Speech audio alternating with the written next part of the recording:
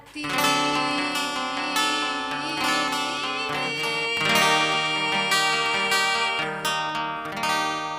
Pelipur lara.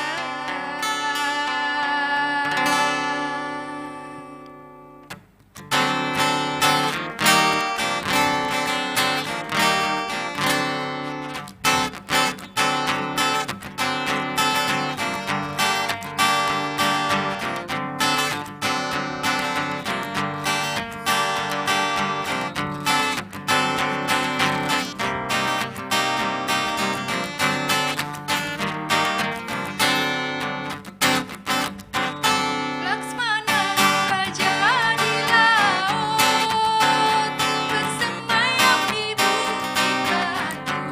Ahai sayang, ahai laut, mendengar lagu sapi Melayu. Laksmana raja di laut, bersemayam di bukit batu. Ahai Sabah, ahai laut, mendengar lagu sapi Melayu.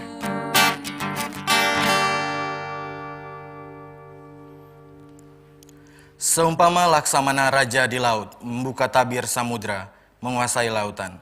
Siapa yang tak terkesan memandangi samudra yang berhamparan, namun berhadapan gelora dalam deburan. Inilah profesi pelaut. Bersama Desmond, apakah pelaut Indonesia sudah cukup untuk menggapai level tertinggi? Untuk sobat pelaut yang setia sampai dengan acara ini selesai, akan ada acara giveaway yang kami sediakan. Untuk itu, bagi sobat pelaut dimanapun saja Anda berada, jangan lupa untuk di like, komen, dan juga subscribe. Sobat pelaut dimanapun Anda berada, sudah bersama dengan kita pada hari ini, 2 orang narasumber. Narasumber kita yang pertama, dan adalah Kapten Diki Zulkarnain MR.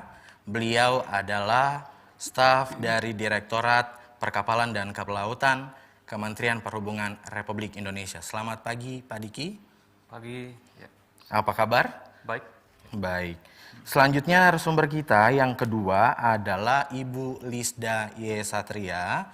Beliau adalah Business Development Director PT Humpus Intermoda dan sampai saat ini juga masih menjabat menjadi Komite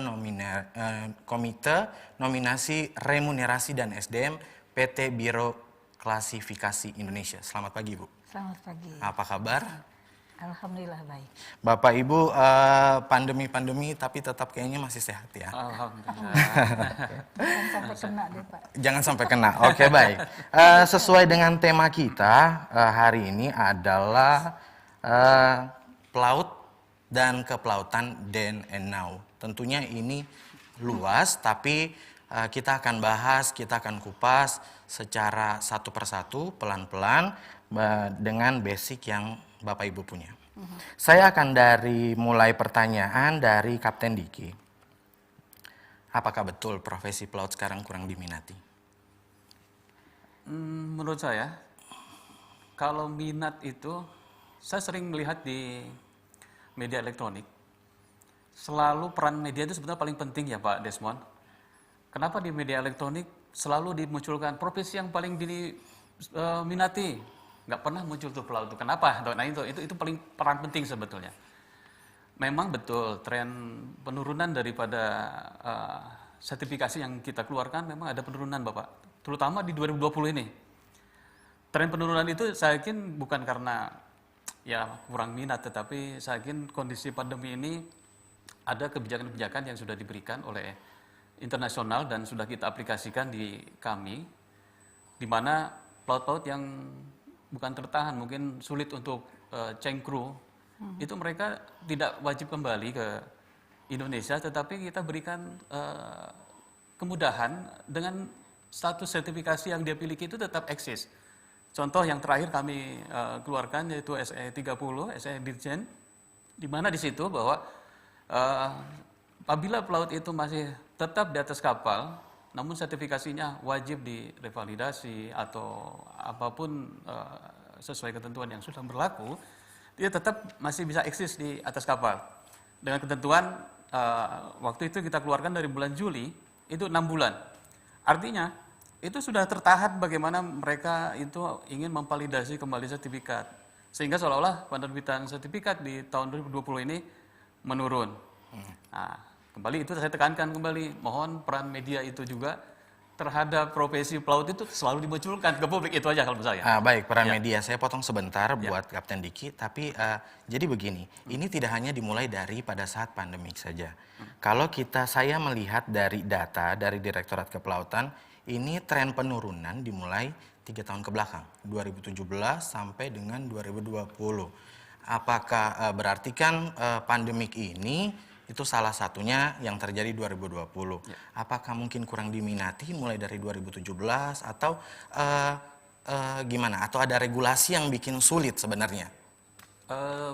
Penerapan ketentuan terkait SCTW 2010 memang itu sangat transisi ya dari 2013 kemudian 14. Memang di tren 2017 saja kita ambil contoh sebagai dasar si pelaut itu memiliki basic safety training, itu kita lihat memang ada tren penurunan Pak Desmond. Memang 2017 itu kita terbitkan kurang lebih 45.000 sertifikat 2017 itu.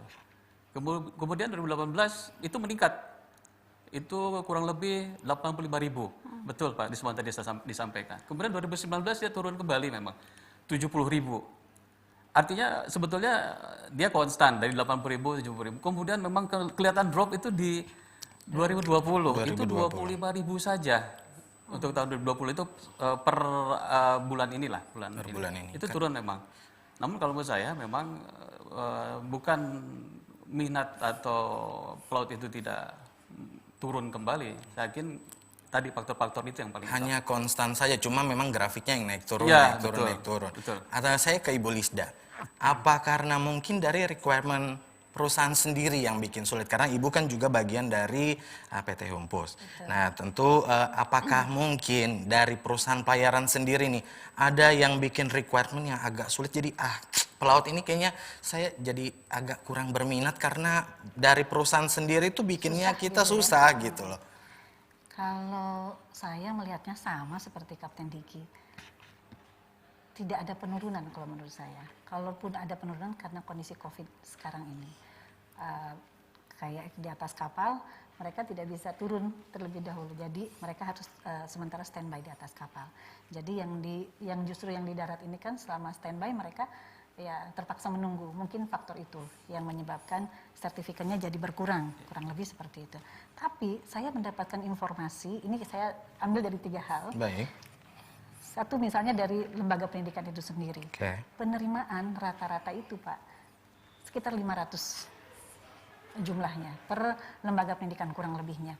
Katakan lembaga pendidikan milik perhubungan laut itu ada 12, yang 11 adalah untuk akademi pelayarannya. 500 kalikan 11 berarti sekitar 5.500 jumlahnya. Terus kemudian dari yang swasta juga saya ada ngobrol-ngobrol dengan beberapa lembaga pendidikan menyampaikan di atas dari lembaga pendidikan yang milik perhubungan laut. Di atas mereka ada yang 600, ada yang juga di 550, sekitar itu. Dan itu kalau kita jumlahkan kelihatannya peminatnya mulai dari mereka mendaftar, datang ke lembaga pendidikan, itu jumlahnya ribuan loh. Baik. Jumlahnya ribuan, terus kemudian pada tahap akhir menjadi 1.200 misalnya, terus kemudian at the end yang diterima adalah 500 karena terkait dengan asrama, penempatan untuk penampungan asrama. Nah, kedua, di Humpus sendiri menerima jumlah orang yang daftar untuk prala datang ke Humpus tanpa MOU terlebih dahulu. Kami kan ada MOU dengan beberapa lembaga pendidikan nih, gitu. Itu sudah ada nama-namanya di daftar. Ini sudah berjalan sebagaimana mestinya. Tetapi yang datang langsung ke Humpus untuk mendaftar per bulan itu 100 kadet siap untuk mengikuti prala. Artinya animonya di sana lulusannya banyak gitu. Saking banyaknya dari berbagai daerah datang ke berbagai perusahaan shipping company. Nah, kemudian apakah itu kondisi perusahaan yang menurun, yang mengakibatkan tidak mampu menerima jumlah kadet yang mau Betul. kalah. Kalau kita lihat dari Perhubungan Laut mengeluarkan badan statistik itu, jumlah armada dari tahun 2015 sebanyak 16.115 di tahun 2015, di tahun 2019 itu menjadi 32.587. 32.587 ini Armada. berarti hampir 2 kali lipat. 2 kali lipat, Armada. 102% Tapi kenaikannya. saya potong sebentar, Bu. Kalau dilihat,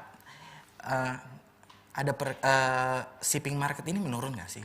Sedangkan kalau dilihat armada bertambah, tapi mungkin ada pelaut bilang iya armada bertambah, tapi kan kapalnya mungkin hanya berlabuh jangkar Nah, kayak begitu. itu yang saya mau sampaikan. Rata-rata anggota INSA itu di ukuran 500 tonnage ke bawah. Oke, 500 anis kata. Oke. Ya, 500 apa dibilangnya itu? 500 tonnage ya. Gross tonnage. Gross tonnage gitu. Nah, itu rata-rata di situ. Katakan dari 32.000 itu adalah 80%-nya untuk kapal-kapal di bawah 500 Baik. gross tonnage. Tetapi kan ada 20% mungkin yang Ya. kapal-kapal besar. 20%-nya artinya sekitar 6.500. 6.500 tinggal dikalikan satu kapal untuk 2 orang lah. Oh, iya. Teknika dan nautika. 12.000 Betul. atau 13.000. Artinya yang tadi saya bilang, lulusan dari lembaga pendidikan milik Perhubungan Laut dan swasta digabungkan, itu kan sekitar 12.000. Betul. Masih bisa masuk. Masih ada Permasalahannya yang tadi link and match antara Kementerian Perhubungan, industri, dan lembaga pendidikan itu harus betul-betul sama-sama kayak bikin database mungkin. Berapa sih sebenarnya kapal-kapal yang ada milik INSA atau milik apalagi organisasi lainnya, katakan Gapasdap gitu misalnya. Itu beberapa harus kita periksa dan bisa menempatkan perwira atau kadet-kadet itu berapa banyak sih sebetulnya, apakah bisa tertampung semua atau tidak. Oke, baik. Karena kalau dari sisi bisnis cukup signifikan loh Betul. kenaikannya. Saya coba ke Pak Diki dulu. Apakah ada wacana seperti yang tadi dibilang sama Ibu Lisda untuk kolaborasi antara industri pelayaran dan juga perhubungan laut karena melihat situasi dan kondisi. Jadi mungkin ada pembuatan database atau misalnya akses seperti apa atau ada khusus-khusus sendiri karena kan sekarang perkembangan teknologi mulai nih 4.0 bahkan di Jepang sudah mengenal yang namanya 5.0. Jadi mungkin akhirnya mungkin perhubungan laut ada wacana kah atau mau bikin sesuatu untuk terobosan bekerja sama kolaborasi antara industri dan juga perhubungan laut. Kerjasama sebetulnya kami mengaplikasikan ketentuan-ketentuan yang berlaku secara internasional maupun nasional. Contoh misalkan untuk pendidikan saja kami mengakomodir semua apa yang diatur oleh internasional. Kebutuhan industri terhadap pendidikan pelaut dan pelaut itu sendiri tentu sudah menjadi standarisasi yang sudah diramu dalam suatu ketentuan SCTW tentu. Nah itu sebetulnya merupakan bagian aplikasi kami sebetulnya. Itu aja secara tidak langsung sudah salah satu bentuk kerjasama juga sebetulnya. Namun terlepas dari nanti pendataan kapal, kemudian pendataan sekolah itu sendiri, supaya link and match dengan perusahaan pelayaran, tentu kita juga ada pendataan kapal-kapal yang terdaftar di Dijen Perhubungan Laut berapa, dengan gross tonnage berapa, kita sudah juga ada terdata dan kita bisa tahu berapa kebutuhan kru yang akan ditempatkan di dalam kapal sesuai GT-GT-nya itu. Baik. Ya, Jadi mungkin tinggal nanti bagaimana melihat kondisi ya, karena kan perkembangan tinggal bagaimana dari perhubungan laut dan juga dari industri sendiri. Nah, saya kembali ke Bu Lisda. Apa betul karena sekarang ini industri maritim pertumbuhannya cukup rendah? Karena dibilang yang saya baca di berita ekonomi cukup rendah antara 5-10%. Sebenarnya sih nggak rendah-rendah amat sih kalau dilihat. Kan pertumbuhannya itu masih ada pertumbuhan.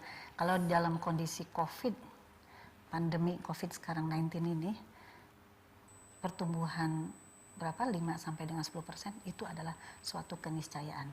Kalau menurut saya udah masih bagus, tidak buruk karena masih ada pertumbuhan. Kan mestinya kondisinya mungkin beberapa bisnis yang lain kondisinya udah bukan main. Kalau kita tanya ke Disnaker baru-baru bulan-bulan Maret, April itu sudah kurang lebih 2 jutaan yang tidak lagi bekerja. Itu baru-baru aja terkena COVID-nya, terutama yang di dunia hiburan. Misalnya kita bicara hotel, restoran, apalagi kapal cruise. Betul. Nah yang 5% sampai dengan 10% bisa jadi kalau di kapal niaga seperti kami, karena kami punya kontrak panjang, entah dengan para partner kami, itu biasanya kontraknya kan di atas 1 tahun, ada yang setahun, ada yang 2 tahun, apalagi untuk bus LNG itu bisa puluhan tahun. Oke. Jadi tidak terganggu. Dan kebanyakan di shipping company rata-rata tidak terganggu. Itu tadi karena kontrak kami yang panjang. Tetapi kalau untuk kapal ro-ro seperti Gapasda atau kapal cruise pasti terganggu. Yeah. Tetapi jangan lupa kalau kapal cruise itu walaupun jumlahnya besar, jumlah pelautnya kan tidak terlalu banyak. Betul. Mereka lebih banyak yang sisi untuk perhotelannya. Perhotelan, betul. Jadi kalau secara keseluruhan, saya pikir terganggu tapi tidak besar. Gitu. Nyatanya kami dari perusahaan-perusahaan shipping company yang tergabung di INSA pun tidak mendengar ada pemutusan hubungan kerja yang signifikan gitu. Misalnya ada di perusahaan Humpus ada sekian ratus Ribu. orang gitu. Betul. Atau di perusahaan mana sekian puluh orang tidak terdengar. Oke. Berarti ada nilai plus sebenarnya. Jadi pelaut sebenarnya bukan menurun ya, tapi memang karena sebenarnya kondisi COVID sebenarnya yang sekarang. Cuma kalau dilihat pelaut nggak bakalan goyang sebenarnya pekerjaannya walaupun ada kondisi COVID sebenarnya. Karena kalau mungkin industri yang lain ada pemutusan kontrak kerja sampai sekian banyak orang, iya. bisa Berat ribuan. kasihan. Tapi pelaut mungkin karena beberapa negara punya kebijakan bahwa agak lama mungkin mereka nggak bisa turun, itu yang bikin pertukaran itu agak lama ya jadinya Betul. seperti itu. Faktor itulah kalau di Humpus, Pak Diki juga pernah di Humpus ya Pak? Iya. Itu untuk kru kapal kami yang LNG, standby pun mereka digaji. Oh, Jadi cukup aman. Perjanjiannya sedemikian rupa sehingga sangat menguntungkan bagi para pelautnya. Nah kecuali kapal kami yang di unit usaha lainnya memang tidak secantik itu, tidak sekomplit itu paketnya. Jadi yang di atas kapal terpaksa memang berlama-lama, yang standby memang kasihan. baik. Gitu. Jadi itu memang yang menjadi permasalahan kondisi atas yang ada. Tetapi untuk perusahaannya sejauh ini berjalan baik-baik saja. Oke. Saya ke Kapten Diki dulu. Apa sekarang karena kondisi ini pandemi COVID, apa ada perubahan tentang pelaut dan kepelautan mengenai kebijakan? Apakah ada dikasih kelonggaran sedikitkah atau masih tetap sama aja? Karena kan ini mungkin karena pandemik ya. Jadi takutnya agak sulit seperti apa karena ini kepengurusannya ini sertifikatnya seperti ini agak sulit mungkin atau karena ya harusnya juga tahu karena kita kan ada WFA dan WFO nggak semua bisa masuk. Apakah ada kebijakan-kebijakan yang dikeluarkan Perhubungan Laut buat membantu para pelaut sendiri mungkin ada? Oke, seperti tadi yang sudah saya sampaikan bahwa dalam kondisi COVID itu kami sudah memberikan regulasi untuk kemudahan bagi pelaut tidak perlu turun, tidak perlu juga memperpanjang sertifikat. Walaupun memang masanya sebentar lagi nih, mungkinan ketemunya di Januari. Terus di sisi lain juga tentu proses pembelajaran yang dilaksanakan oleh Lemdik terhadap pelaut-pelaut tetap dilaksanakan berdasarkan jalur PJJ ya. Namun khusus untuk prakteknya tetap harus dilakukan di suatu tempat tentu berdasarkan protokol kesehatan. Itu sudah diberikan kebijakan juga sebetulnya selama ini. Entah itu uji kompetensinya juga, kemudian pendidikan yang tadi sudah saya sampaikan, itu dilaksanakan sesuai dengan apa yang menjadi protokol kesehatan. Karena kenapa praktek itu tidak bisa dilaksanakan secara PJJ, tentu tidak mungkin mengaplikasikan suatu praktik dalam PJJ, sehingga makanya mereka tetap diharuskan untuk datang untuk mempraktekkan itu.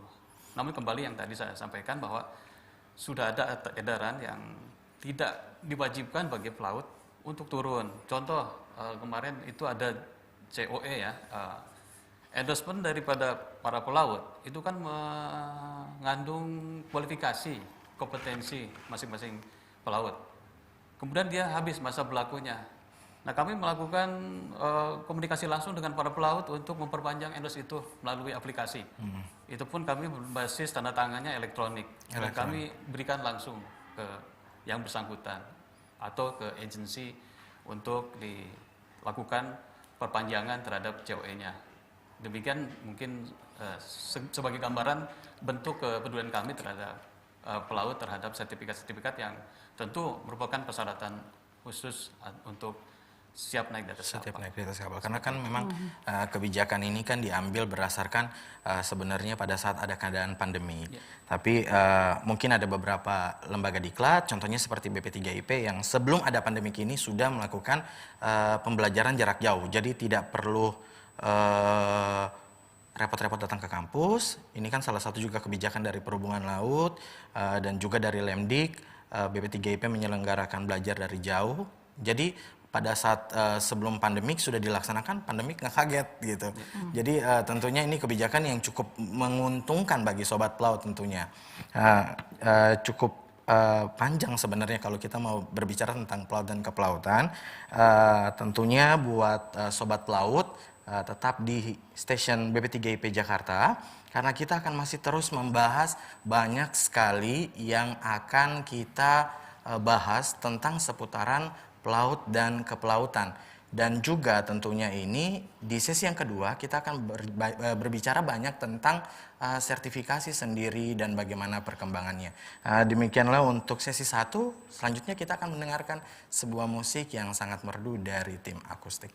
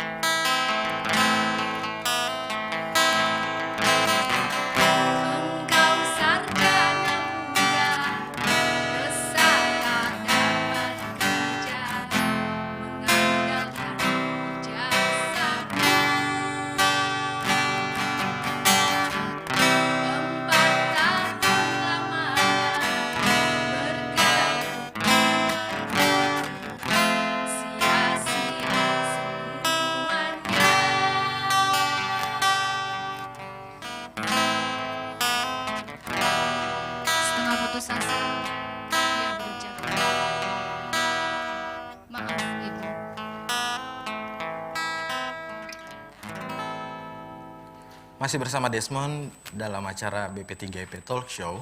Dan tentunya masih dengan tema yang akan terus kita bahas, pelautan dan kepelautan then and now. Masih bersama dengan dua orang narasumber tentunya, Kapten Diki dan Ibu Lisda.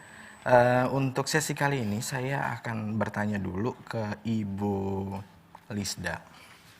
Ini pelaut ini kan banyak sekarang, perkembangannya terus bertambah.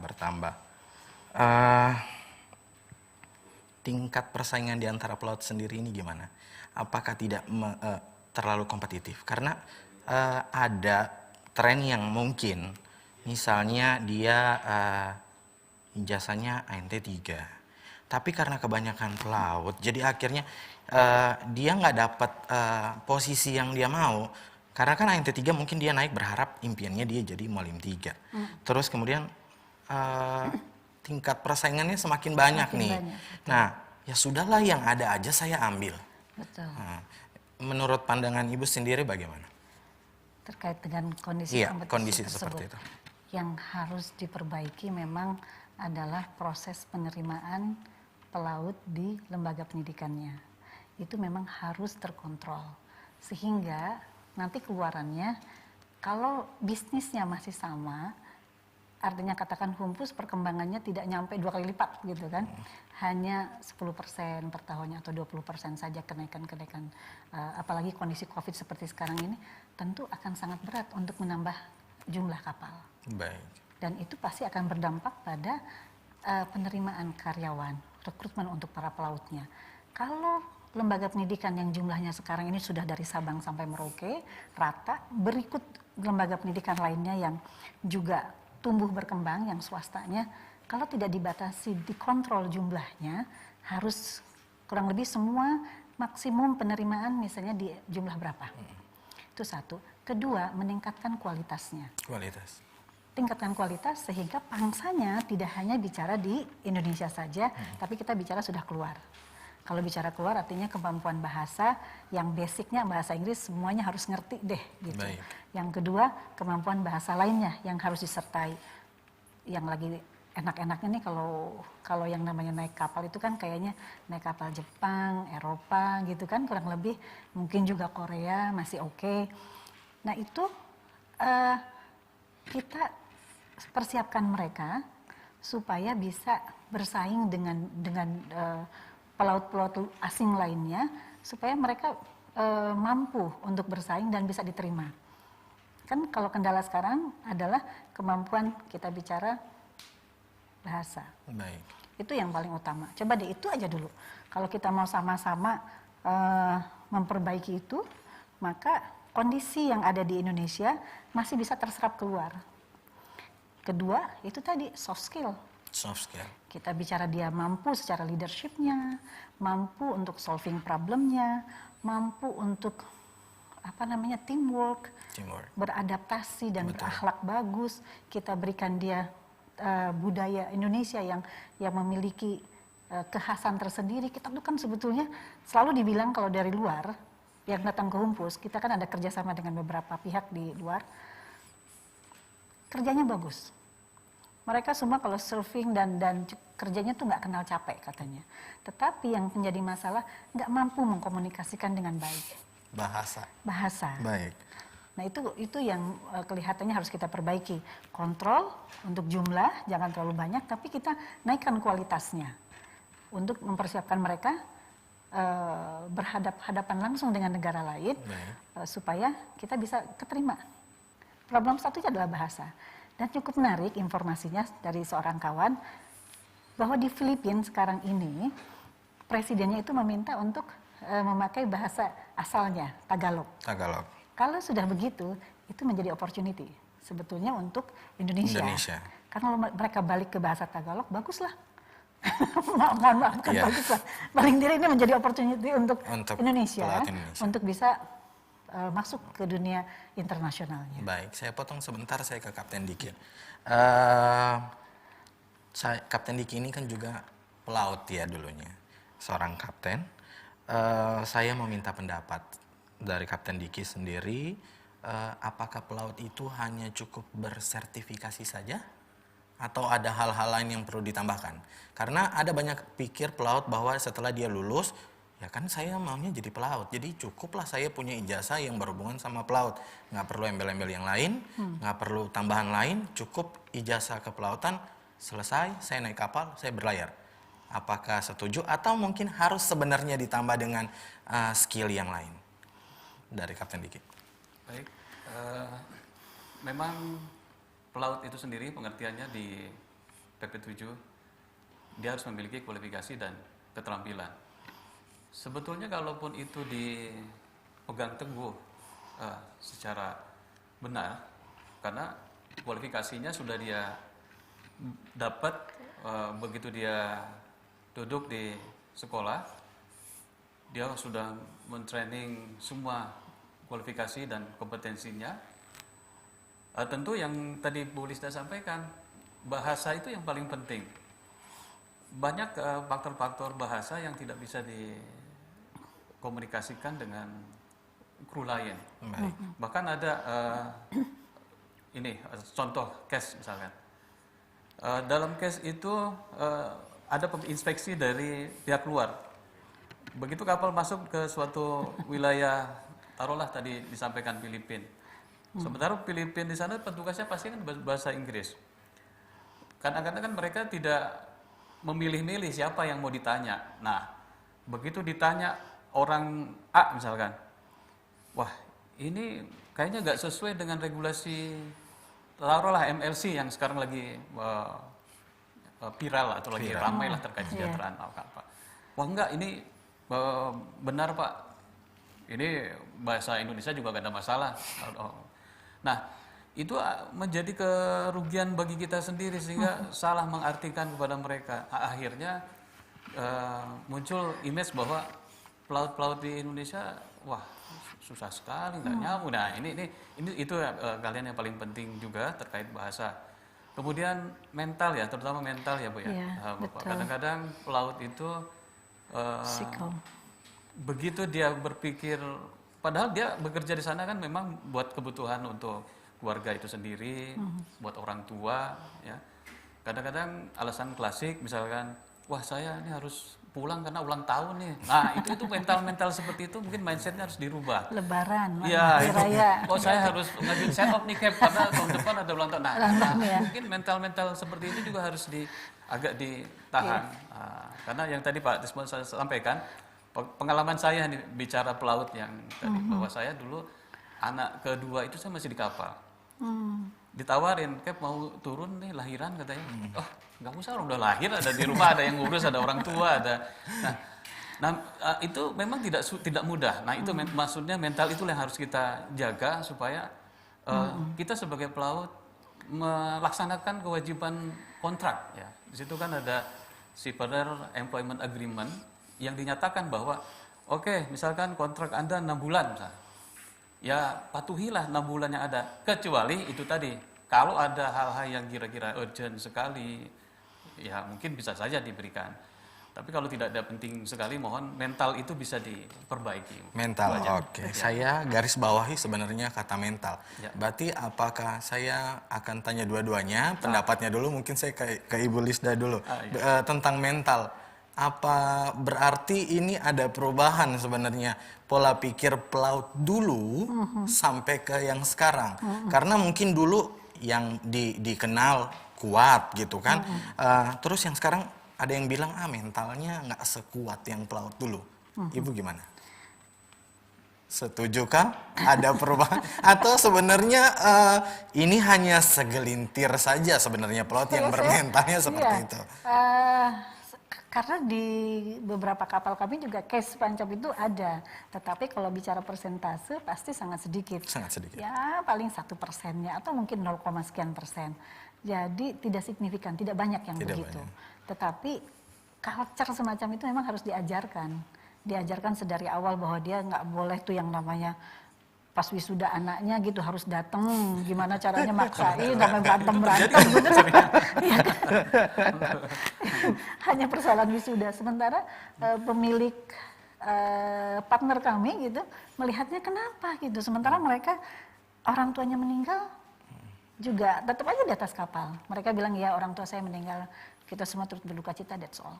Tetapi kalau kita urusan yang perayaan pertemuan keluarga itu ya yang memang harus kita perbaiki, mentalnya yang harus dirubah. Oke. Tapi itu pun juga sebetulnya nggak banyak, nggak kalau yang dihumpus ya, Iya. ya, persentasenya ada tapi nggak besar. Baik. Saya tanya sedikit lagi, saya masih tetap sama Bu Lisda ya Pak Diki, tunggu sebentar. Saya ke Bu Lisda karena Bu Lisda ini bagian dari company. Saya pernah baca artikel, Humpus pernah bekerja sama untuk membuka program Pasca Sarjana. Ya betul. Pasca Sarjana tentang kepelabuhanan, ini buat pelautnya kah? Atau buat orang-orang yang ada di kepelabuhanan? Karena nanti pelautnya mikirnya begini, loh saya ini kan mau sekolah buat jadi pelaut, cukup fokusnya ke pelaut aja. Ngapain saya harus ambil Pasca Sarjana buat kepelabuhanan, buat apa, seperti itu. Atau ada sebenarnya perusahaan pelayaran yang memang harus mempunyai kualifikasi bahwa pelaut itu tidak hanya cukup mengerti tentang kepelautan, minimal dia belajar tentang kepelabuhanan atau apa. Itu makanya Humpus punya satu terobosan bahwa membuka kelas program Pasca Sarjana. Ada cuma panjang nih. Jadi itu bicara idealisme. Idealisme kita sebagai orang maritim dan hidup di sana kepingin ada satu universitas maritim. Baik. Sebetulnya ke sana. Kan harus dimulai dari S2 dulu deh paling Betul. tidak. Kalau dengan S2 mulailah saya mencari kerjasama dengan STC Rotterdam dan mereka bersedia. Saya satukan dengan waktu itu dengan Universitas UPH Pelita Harapan. Mereka malah mau menambahkan dengan Lloyd University, dengan Erasmus dan lain sebagainya, mau dikomplitkan. Tetapi permasalahannya itu barang baru gitu. dan belum dikenal banyak orang. Baik. Jadi kita juga kesulitan untuk memarketkan. Kedua, bicara harga. Tetapi yang dituju sebetulnya adalah orang-orang yang bekerja di kantoran tetapi dulunya dia sebagai pelaut. Pelaut. Jadi misalnya seperti Pak Diki nih, mau menyelesaikan S2-nya gitu misalnya. Setelah kan kalau dari sekolah pelayaran itu setara dengan S1. Kurang lebih gitu ya Pak ya, setara dengan S1. Nah kemudian ke S2-nya nggak perlu nyari yang tidak ada korelasinya gitu loh. Kan selama ini akhirnya nyarinya yang tidak ada korelasi. Ke hukum atau ke ekonomi, ke apa aja yang nggak terkait. Kan sayang. Kalau dia dari universitas, dari sekolah, dari lembaga pendidikan, terus kemudian S2-nya ke pelabuhanan misalnya, kan masih ada korelasinya di sana. Itu sebetulnya idealisme sama jeritan hati, kepingin punya universitas maritim di Indonesia. Baik. Sebetulnya itu. Kalau sebetulnya ini mungkin kepada pemerintah. Kalau misalnya ini adalah momen baik program pemerintah ini bisa terlaksana, maksud saya di dalam dunia maritim punya universitas maritim itu adalah suatu keunggulan karena kita terdiri dari banyak pulau, banyak urusannya terkait dengan air dan laut. Kenapa tidak kita membuat satu saja dulu universitas maritim Minimal untuk satu. kepentingan kita memang bekerjanya kan memang kita mostly adalah untuk dunia laut. Betul. Kalau boleh dilihat ya, mau perikanannya, mau yang terkait niaganya. Saya ke Kapten Diki. Kapten Diki setuju kalau memang harus ditambah dengan ilmu. Karena yang seperti tadi saya katakan, ada pelaut mungkin segelintir yang bilang, saya cukup untuk punya ijazah ANT saja, ATT saja, cukup selesai. Karena itu kan bekal saya di kapal. Nggak perlu ada embel-embel lain, kepelabuhanan, kepemimpinan, apa-apa. Yang penting saya selesai, lulus, bersertifikat, naik kapal. Apakah Kapten Diki setuju atau ada yang mau ditambahkan lagi? Kalau menurut saya sih sebetulnya sangat penting sekali tadi yang Bu Lisda sampaikan, karena tidak sedikit pelaut juga jadi pengusaha juga ada Pak. Padahal kalau dia bisa saja ikut, ini korelasinya bukan terkait dia melaksanakan kerja di atas kapal ya, tetapi prospek ke depan yang tadi Pak Desmond sampaikan, banyak yang si pelaut-pelaut itu mengambil ijazah atau jenjang lainnya keilmuan, entah itu terkait kepelabuhanan, entah itu ilmu-ilmu lainnya, itu menjadi batu loncatan bagi dia mengembangkan diri dan berkarir lebih, bahkan jadi punya kapal, Pak. Ini sering terjadi itu. Ada. Belum tentu pilot itu punya pesawat, Pak. Pelaut sudah ada. Nah, itu ilmu-ilmu yang bisa didapatkan ke dia untuk bisa meraih jenjang karir yang lebih baik. Adapun yang tadi untuk berkarir di atas kapal, ya yang penting konsen dengan apa yang tadi kualifikasi dan profesiensi yang sudah diambil sebetulnya. Kalau terkait leadership ada semua kan di dalam kompetensi dan kualifikasi pendidikan yang sudah dilaksanakan oleh sekolah. Kalau konsen saja dengan materi-materi itu, saya yakin pelaksanaan kegiatan di atas kapal itu sudah tidak diragukan lagi oleh masing-masing pelaut itu. Baik. Nah, itu aja mungkin Pak Desmond. Saya masih ke Kapten Diki. Berbicara untuk pelaut yang bersertifikat dan kompeten ini, kan luas memang, tapi mungkin ada pandangan sedikit dan juga ada kira-kira dari perhubungan sendiri, perhubungan laut, prosedur apa saja yang harus dilakukan oleh seorang pelaut untuk menjadi pelaut yang bersertifikasi dan kompeten. Mungkin luas sebenarnya, tapi mungkin bisa lebih ringkas saja begitu, Kapten Diki. Untuk menjadi pelaut yang berkualifikasi dan kompeten, itu tadi kita harus berpegang teguh terhadap materi pendidikan yang sudah didapat di suatu lembaga pendidikan, kemudian konsisten terhadap kegiatan pelaksanaan pekerjaan yang sudah ditulis dalam kontrak. Sebetulnya pelaksanaan pekerjaan di atas kapal itu kan tertuang di dalam kontrak. Betul. Kontrak-kontrak itu kita harus pahami. Terkadang kita tidak memahami kontrak saja, melaksanakan tugas di atas kapal, kemudian ada permasalahan, itu juga menjadi gangguan sebetulnya. Nah, supaya tahu lebih dalam mengenai aturan-aturan ketentuan itu, makanya pelaut harus tahu apa yang diatur di dalam perlindungan awak kapal itu sendiri. Bukan hanya sekedar serta-merta, wah ini saya sudah mampu bawa kapal nih, saya sudah bisa bernavigasi, sudah bisa, bukan seperti itu saja, tetapi sisi lain yang harus juga selama ini selalu dikesampingkan, nggak pernah tahu membaca terkait perlindungan awak kapal. Nah, padahal di PP 7 terkait kelautan juga sudah diatur.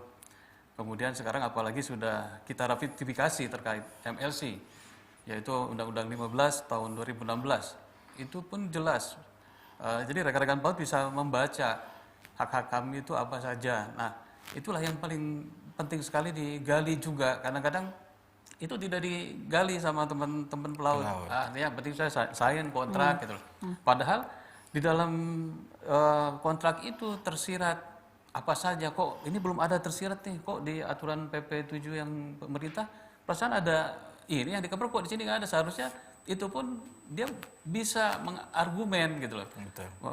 Nah itu salah satu contoh bagaimana si pelaut itu harus juga mengembangkan sisi-sisi lainnya, peduli akan aturan-aturan yang sudah diberlakukan oleh kita, oleh pemerintah. Minimal setelah dia dapat pekerjaan kan ditawarkan kontrak, dia mempelajarinya dulu gitu kan. Jadi biar dia bisa melihat apa yang menjadi kewajibannya dia, haknya dia. Jadi jangan cuma lulus punya sertifikat tapi nggak digali gitu apa yang harus menjadi hak dan kewajibannya dia. Nah, ke Ibu Lisda ada bocoran sedikit mungkin dari user sejauh ini tentang concern buat yang dilihat pada saat requirement itu seperti apa? Oh, ini pertanyaan bagus, Pak Desmond, karena setiap perusahaan pasti beda-beda. Betul. Ya. Kalau dari sisi Humpus yang bisa kami sampaikan itu ada 3 hal yang kami nilai. Nilai pertama adalah hard skill-nya. Kalau hard skill karena kaitannya dengan materi yang mereka dapatkan, tapi nggak hanya cukup dia mengetahui, tetapi dia harus paham dan mengerti implementasinya seperti apa. Jadi dia baca misalnya terkait dengan seluruh pembelajaran yang dia punya, tapi dia ngerti cara mengimplementasikannya. Itu satu. Yang kedua, yang pasti adalah terkait dengan soft skill-nya. Soft skill. Gitu. Kalau soft skill itu dibutuhkan ada 4 yang kami persiapkan: communication-nya, solving problemnya, terus kemudian leadershipnya, sama teamwork. 4 hal itu paling tidak yang akan kami ujikan kepada orang-orang tersebut. Ketiga adalah terkait dengan moralitas. Terukur kejujurannya, loyalitasnya, yang berkaitan dengan etikanya atau sopan santunnya, itu juga menjadi hal yang kami nilai. Bisa saja datang pelaut nih, datang bawa lamaran, dia menyampaikan sesuatu, ini beberapa kejadian soalnya, mengaku pernah bekerja di perusahaan apa supaya diterima di LNG gitu kan. Nah, tetapi setelah kami cek, ternyata tidak benar gitu. Nah itu kami otomatis, karena di awal saja sudah tidak jujur, maka kedepannya pun juga akan repot buat kami gitu. Kedua, kami juga melihat misalnya dia banyak benar nih masuk ke perusahaannya. Perusahaan A, perusahaan B, perusahaan C, dalam waktu 1 tahun, atau beberapa bulan. Itu juga menjadi bahan penilaian, atau biasanya dibilang kutu loncat lah gitu. Yeah. Nah itu buat kami juga akan rugi perusahaan, karena kami kan akan melakukan pelatihan kepada orang tersebut. Betul. Biaya pelatihan, memberikan training-training yang banyak. Kalau dia kemudian 6 bulan kemudian keluar dari perusahaan, kan yang rugi perusahaan juga. Jadi 3 hal tersebutlah yang kami combine supaya akhirnya mereka bergabung bersama kami dalam kondisi yang kurang lebih bisa kami nilai. Kami tahu bahwa dia qualified. Nah, baik sobat pelaut dimanapun Anda berada, kalau kita lihat di sini ada banyak requirement, tapi sebenarnya ada bocoran yang diberikan dari perusahaan sendiri. Ada 3, yaitu hard skill, soft skill, dan moralitas. Jadi bagi sobat pelaut bukan tidak hanya saja lulus mendapatkan sertifikat, tetapi juga memperhatikan 3 hal ini penting, karena ini menjadi bagian yang diperhatikan oleh perusahaan pelayaran. Sobat pelaut masih tetap di channel BP3IP. Untuk itu, mari kita dengarkan musik yang akan ditampilkan.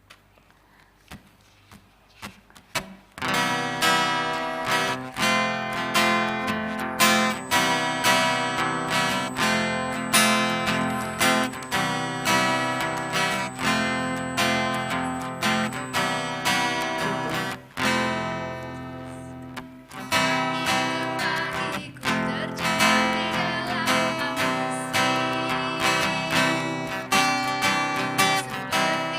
orang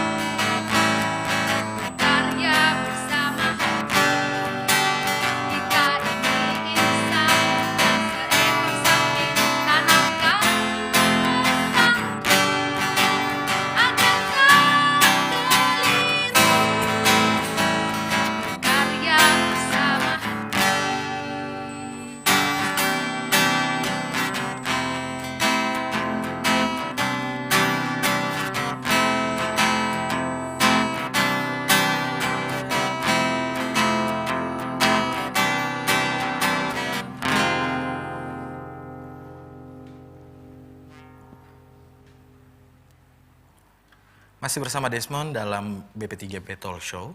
Diingatkan kembali untuk sobat pelaut dimanapun Anda berada, acara ini menyediakan giveaway yang sangat menarik. Untuk itu tetap station terus di channel BP3IP dalam talk show ini.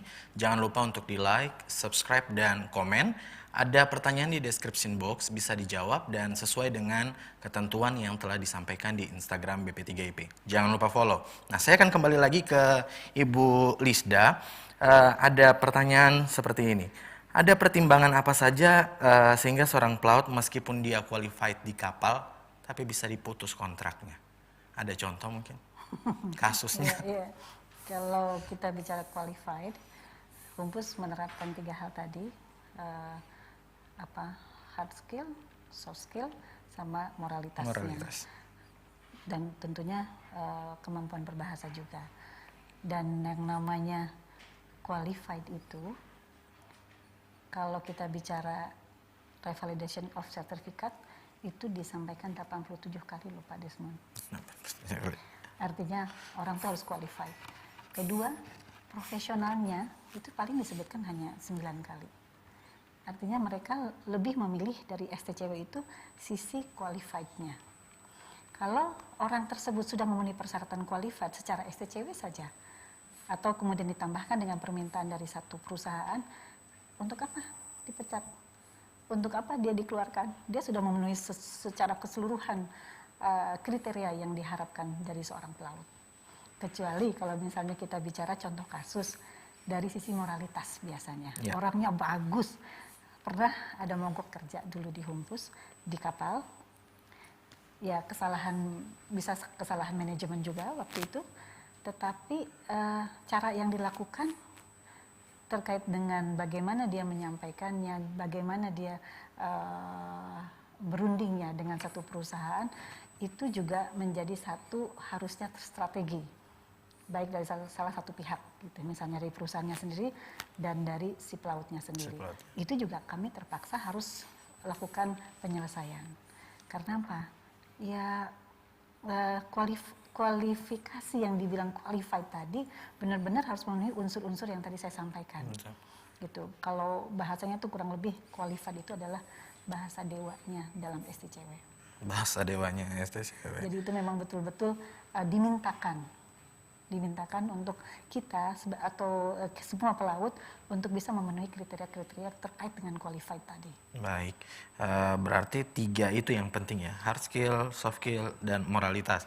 Tetapi terus memperhatikan bagaimana pelaut itu sendiri. Karena kan walaupun sudah punya hard skill, soft skill, tapi moralitasnya nggak punya, minus, percuma sebenarnya. Iya. Karena kan perusahaan walaupun dia se-qualified apapun, tapi moralitasnya nggak ada, ya percuma aja buat perusahaan, buat apa juga sebenarnya kan. Betul, Seperti itu. betul. Nah, saya masih ke Ibu Lisda, terus kemudian ke Kapten Diki dengan pertanyaan yang sama. Menurut World Economic Forum ada top 10 skill of 2025 dengan kategori skill prioritas yaitu problem solving, self management, working with people, and technology use and development. Apakah ini berlaku untuk profesi pelaut? Ya dong. Profesi pelaut atau profesi umum lainnya itu berlaku. Tadi bicara apa tadi? Problem solving. Problem solving. Di atas kapal kita memerlukan orang yang memiliki kemampuan untuk problem solving pada saat melakukan sesuatu. Mereka itu kan paling, kalau di atas kapal itu kan sekitar 20 ke atas itu misalnya. Mereka harus survive di atas kapal sebanyak 24 orang itu dalam kondisi apapun. Jadi harus orang-orang yang memiliki kemampuan, yang memiliki problem solving yang bagus, yang tajam gitu. Oleh karenanya kemampuan itu ya memang diperlukan. Terus kita bicara apa lagi? Self management. Self management, kita mengatur diri kita sendiri supaya bisa engage dengan yang lainnya, bisa beradaptasi dengan baik dengan yang lainnya. Working with people and technology use and development. Working with people, ya pasti. Karena kita kan bekerja Betul. terus-menerus sebagai teamwork. Itu adalah suatu keharusan. Kemudian terkait dengan teknologi, yaitu apa? Technology use and development. Teknologi use and development, itu yang terbaru. Artinya kondisi sekarang mau 4.0, mau 5.0, sekarang kondisinya kita harus mengenal yang namanya digitalisasi. Yang namanya teknologi itu harus kita engage, harus kita semua orang harus bisa mengerti. Mungkin di BP3IP sudah lebih dulu tuh melakukan langkah-langkah seperti itu. Jadi ini yang lainnya pun juga saya rasa harus mau nggak mau kondisi COVID ini menyadarkan kita bahwa yang namanya digitalisasi atau online system atau semua yang terkait dengan hal tersebut, teknologi tersebut, mau nggak mau kita harus engage, harus berangkulan dengan kondisi tersebut. Betul. Jadi hal-hal yang disampaikan oleh the skill top 10 skill 2025 merupakan keharusan untuk menjadi bagian dari kurikulum di lembaga pendidikan. Ke Kapten Diki, apa ada pendapat mengenai skill prioritas ini, mengenai problem solving, self management, working with people, and technology use and development? Karena ini skill prioritas. Saya kira dari beberapa hal yang tadi disampaikan Pak Desmond itu betul. Dengan adanya sekarang pandemi ini, kita ambil sisi positifnya saja. Betul. Kasihan si pandemi disalahin terus. Pandemi, gara-gara pandemi. Sisi positifnya aja Pak Desmond. PJJ berjalan akhirnya. Walaupun sebelumnya kita ragu-ragu sebetulnya memberikan kepastian kepada BP3, BP waktu itu, boleh atau tidaknya. Akhirnya dengan adanya pandemi ini, mau gak mau itu menjadi kebutuhan, alat Pak. atau teknis bagaimana menyampaikan suatu hal yang baik buat pelaut. Walaupun catatan satu, dia harus turun juga Pak di kapal. Karena apa? Kami memperhitungkan seperti ini. Seandainya nanti Pak Desmond memberikan tugas ke pelaut di atas kapal, kecelakaan, gara-gara ngerjain tugas, wah itu kan berbahaya. Makanya kenapa pada saat waktu itu ada dengar pendapat bagaimana sih proses PJJ-nya, ya udah tetap pelaut itu turun, manfaatkan waktunya, bisa dia di rumah ya kan, bisa sambil konsen dengan pendidikannya, kualifikasinya bisa dapat ya, sehingga aman juga nanti di kapal. Nah, makanya pentingnya kita menguasai teknologi yang tadi Pak Desmond sampaikan, itu cukup betul-betul harus kita apresiasi, betul. Itu harus kita kedepankan. Karena ke depan mau gak mau nih Pak, industri teknologi itu akan semakin berkembang. Betul. Makanya kenapa tadi saya dari awal sampaikan, kenapa sih di media itu pelaut kok gak dimunculkan? Nah, profesi itu maksudnya. Coba kalau saya buka di mesin Google itu, profesi menjanjikan, nggak pernah di situ dimunculkan. Sebagai Bahkan pelaut sekarang gitu ya. yang lagi tren malah blogger, YouTuber, ya kan? Ya memang betul, itu adalah perkembangan teknologi yang nggak bisa kita pungkiri. Mungkin suatu waktu nonton TV sudah nggak perlu lagi. Buat apa nonton TV? Bahkan permaterian pun kan sekarang udah mobile, bisa pakai HP, bisa pakai apa juga bisa. Nah itu mungkin faktor yang paling utama yang harus kita pegang kita semua. Baik, pertanyaan terakhir singkat saja. Saran dari regulator dan user. Jadi Kapten Diki dulu, terus kemudian ke Ibu Lisda. Saran dari regulator dan user untuk peningkatan pelaut Indonesia yang berkompeten, mengingat sekarang persaingan profesi pelaut semakin ketat, dan pemilihan lembaga diklat seperti apa? Kapten Diki dulu. Baik, intinya kalau kita untuk siap bekerja di atas kapal, tentu yang pertama paling mental itu paling pertama yang harus kita kedepankan sebetulnya. Kadang-kadang kita mempunyai kemampuan, tetapi begitu mental kita terganggu, misalkan besok saya udah tekan kontrak nih, tahu-tahu hari ini ada yang tadi saya sampaikan, ada acara yang kira-kira tidak perlu, akhirnya kontraknya tidak. Nah itu perlu juga ditekankan secara mental tolong. Kemudian yang kedua adalah aturan-aturan yang tadi juga saya pesankan kepada teman-teman agar meneliti kembali yang kaitannya dengan Seafarer Employment Agreement, ya PKL itu tadi, supaya mendetail, dibaca dan lakukan apa yang dianjurkan dalam PP 7 maupun PM 84 ya. PP 7 itu menyarankan agar pelaut itu juga melapor ke yang berwenang, misalnya ke sah bandar atau pihak-pihak yang memang diaturkan dalam aturan itu. Kemudian yang berikutnya, kembali dia pahami juga struktur organisasi Pak. Seperti hal layaknya di kantor kan kita punya struktur organisasi Bu. Betul. Kalau kita tidak tahu struktur organisasi, dia akan surat arut dalam melakukan tugasnya. Betul. Contohnya misalkan dia di atas kapal kan ada master, ada deck officer, ada engineer juga. Nah, di dalam officer sendiri, deck officer juga kan ada malim 1, ada malim 2, malim 3. Masing-masing punya peran masing-masing. Engineer juga sama. Engineer misalkan dari chief engineer dia pegang mesin utama, kemudian second engineer juga motor bantu. Nah, itu masing-masing punya peran masing-masing. Nah, sehingga dia yakin akan tugasnya. Jangan sampai nanti malim 3, saya bisa kok ngerjain untuk malim 1 atau bukan begitu. Jadi dia malim 3 sebagai dia kualifikasi bernavigasi sebagai operational level, ya dia lakukan. Kemudian dia membantu chief officer dalam safety, misalkan dia safety equipment, lab safety. Nah, hal-hal seperti itulah tolong nanti menjadi konsen sebagai apa yang menjadi kualifikasi di dalam endorsement yang dia pegang. Karena di belakang itu sudah ada tertera bahwa ini untuk operational level itu harus melaksanakan tugas-tugas ini. Nah, hal-hal itulah yang harus diperhatikan nanti supaya dia tetap konsisten dalam melaksanakan tugasnya di atas kapal. Kemudian kita juga sudah mengatur Pak Desmond tadi yang Pak Bulisda, tolong bahasanya.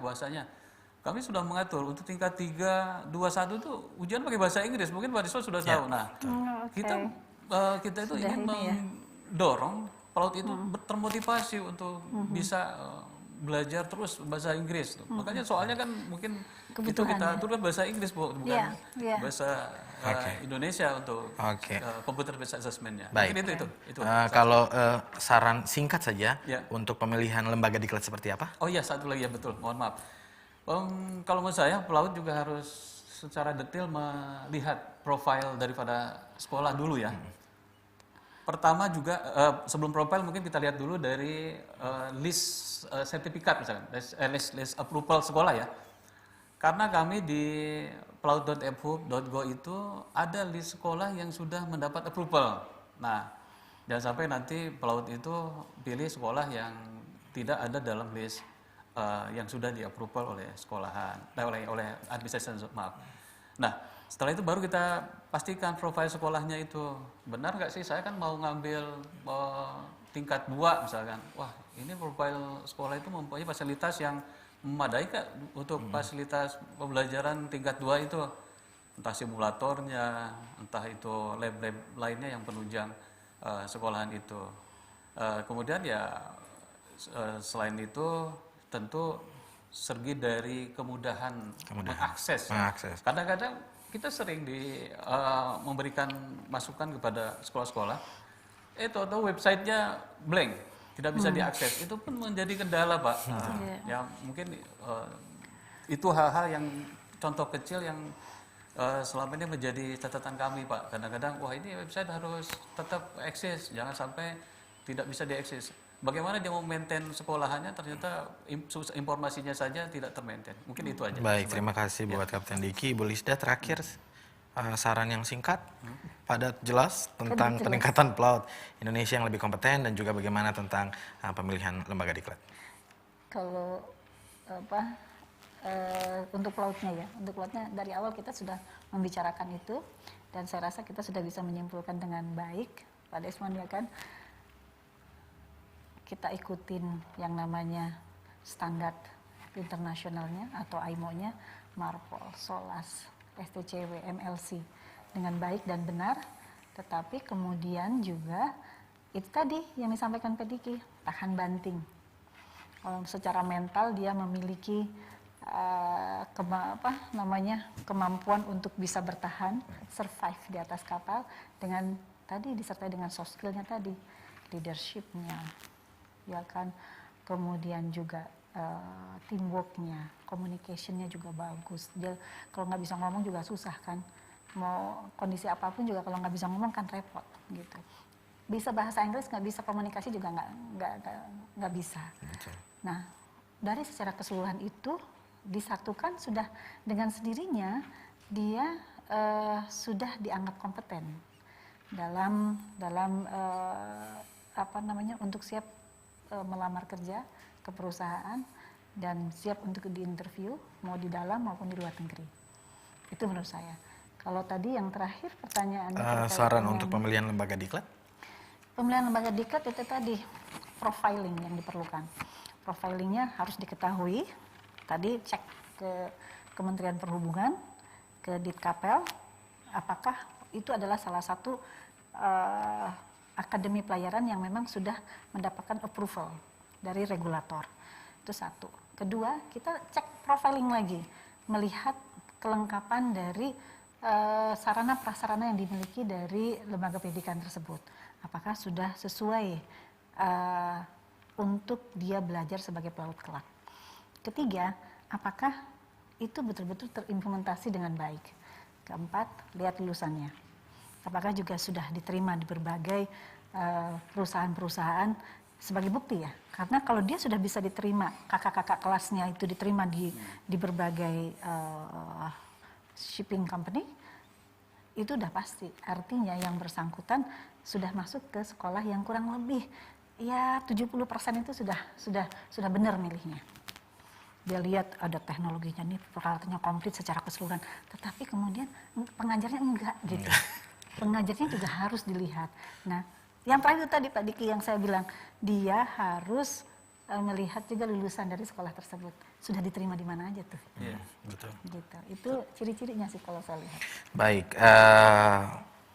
saya ucapkan terima kasih banyak buat Kapten Diki yang sudah meluangkan waktu, Ibu Lisda juga Sama-sama, Pak. di tengah pandemi, tapi tetap masih bisa datang ke studio BP3IP untuk berbagi banyak sekali tentang seputar info pelaut dan kepelautan then and now. Jadi untuk sobat pelaut dimanapun Anda berada, setelah Anda memperhatikan setiap sesi per sesi, Anda bisa menyimpulkan sendiri bahwa ada banyak hal sebenarnya yang dibutuhkan oleh seorang pelaut dari segi mental, soft skill, hard skill, itu perlu diperhatikan, tetapi jangan lupa untuk terus memperhatikan aturan-aturan yang dikeluarkan oleh Kementerian Perhubungan sendiri dan juga aturan-aturan internasional yang berlaku.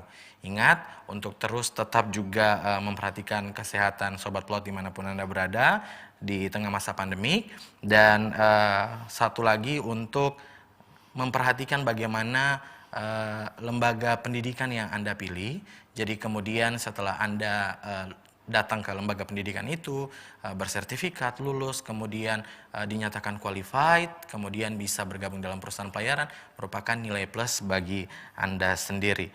Saya rasa itu cukup, dan terima kasih untuk semua sobat pelaut yang terus setia mulai dari awal sampai dengan akhir sesi ini. Sekali lagi diingatkan bahwa ada giveaway menarik yang disediakan oleh BP3IP. Jangan lupa untuk di like, komen, dan subscribe channel BP3IP.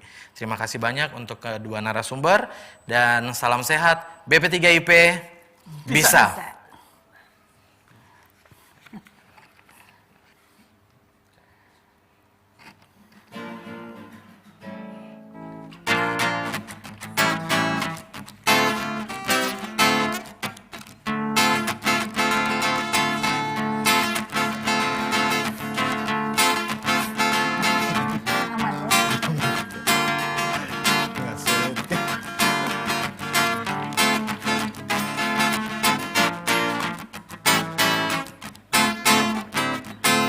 Kalau ku pandang kerlip bintang nan jauh di sana, sayangku dengan melodi cinta yang menggema, terasa kembali gelora jiwa mudaku, karena tersentuh alunan lagu semerdu kopi dan api asmara yang dahulu pernah membara, semakin hangat bagai ciuman yang pertama.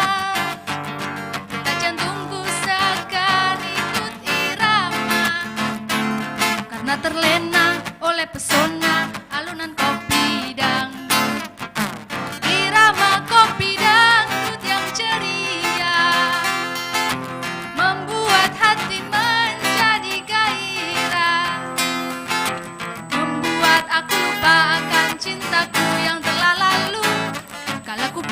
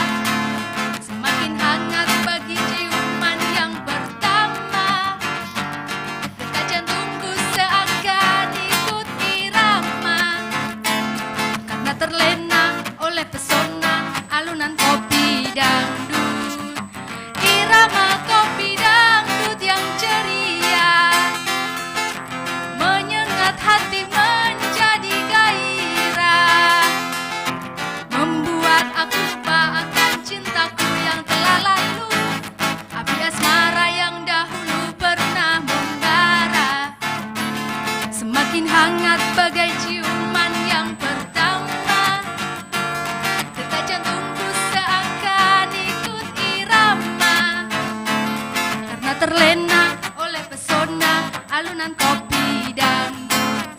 Karena terlena oleh pesona alunan kopi dangdut. Karena terlena oleh pesona alunan kopi dangdut.